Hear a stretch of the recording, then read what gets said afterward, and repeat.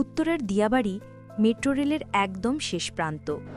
এখানকার পরিবেশ শহরের অন্যান্য জায়গা থেকে আলাদা। একদিকে খোলা আকাশ, দিগন্ত পর্যন্ত বিস্তৃত সবুজ মাঠের ধূসর রং, অন্যদিকে আধুনিক শহরের প্রতীক হয়ে দাঁড়িয়ে রয়েছে মেট্রো রেলের উঁচু লাইন। মেট্রো রেলের ট্রেন এখানে যেন একটু ধীরস্থির গতি নিয়ে চলে। 5 মিনিট পর পর পাশ দিয়ে চলে যাওয়া প্রতিটি ট্রেন যেন একটি মুহূর্তকে নতুন করে সাজিয়ে দেয়।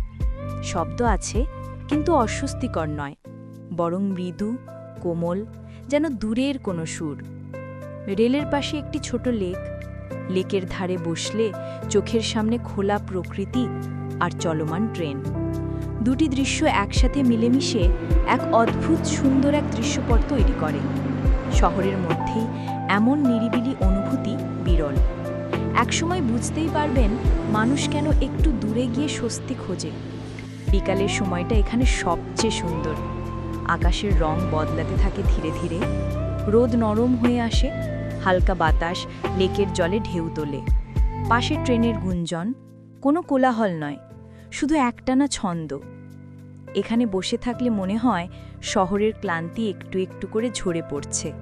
কাজ, ব্যস্ততা, চাপ সব যেন দূরে সরে যায়।